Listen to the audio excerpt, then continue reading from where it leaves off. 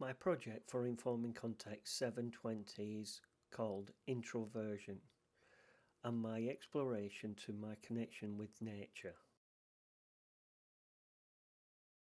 It's not so much for its beauty that the forest claims upon men's hearts, as for the suitable something, the quality of the air that emanates from old trees, that so worldly changes and renews a weary spirit. Jen Southern was one of my inspirations for this project.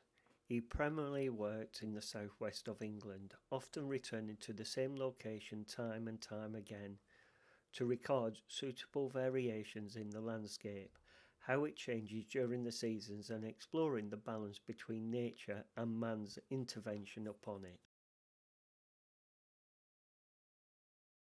The photographs in his book The River Winter play a wonderful game with my subconscious. They feel steeped in history. His pictures come from a personal background, and he believes this makes better work in that way. To me, there is a dark beauty to the images. The very subdued colour palette and the steely blue shades in some of the images create an image of coldness that is less obvious yet more successful than some of the images of the snow and ice. I like how he has created the look and feel for me. I wanted to strip this back to black and white to hopefully show more contrast within an image, but trying to keep the feeling that some of my images are steeped in strength and peace. During this process, I was also looking at Todd Hido's work. In his work, there is often a sense of isolation. Familiar looking locations look completely deserted, and this loneliness is a quality that can certainly create a sense of atmosphere. Most of his landscape images contain a blur, to be shot in rain or through rainy glass or smudged lens. Finally, a quality that could be mimicked, that I think pulls all of his images together, is the tone. Even when using colour, his colour palette is almost always extremely limited. There isn't a wealth of different colours, and this gives his work a sort of muted feel. The desertness and loneliness jumps out to me, and I'm trying to create the atmosphere, which is what I would like to create within my images. Over the years, I've masked my preference of introversion and learnt to masquerade as an extrovert in my career and in social settings. People who know me well know, but to see me in social and work settings, it would be hard to see through this. The paradox is that even though I get a buzz from being with people, I also can easily get over simulated. But one of the things I love most about being an introvert is hanging out with nature, being out alone and recharging. There I see the cycle of the process that I go through when I'm in presence of trees, and the trees show that cycle. The image show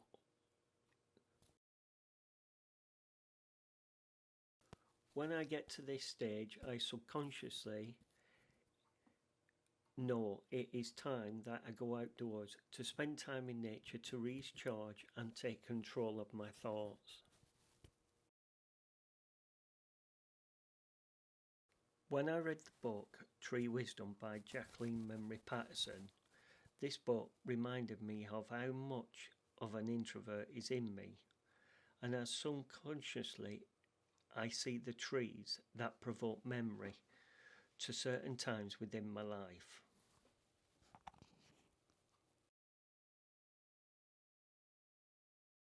The following images provoke memories of relaxation, and my thoughts are starting to clear of the chaos. Walking into the presence of some trees can be walking into the hushed silence and reverence of a church or a cathedral. I love the openness and non-judgmental nature of trees, which has an essential quality of nurturing introversion. By the time I reach this point, I'm starting to gather my thoughts and put in place what I need to do, as I am starting to recharge and halfway there. Fully charged and ready for the cycle to begin again, I am ready to carry on in all life. Introversion is the current that provides the flow and form to all my photography and creative expression. I appreciate the company of trees and the mirror they provide of just being themselves. Trees help me to appreciate why it is so important to protect the introverted side of my personality.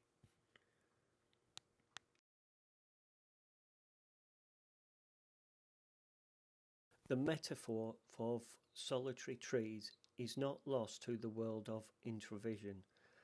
I think the German novelist Hermann Hesse says it best in his book Wandering, where he writes about his love of trees, and even more I revere them when they stand alone. And the final words go to Winston Churchill, who is credited with the following quote: "Solitary trees, if they grow at all, grow stronger." Within the project, I am trying to show my connection within nature and my cycle of recharge. Number one, the chaos of modern living. Number two, moved out into nature.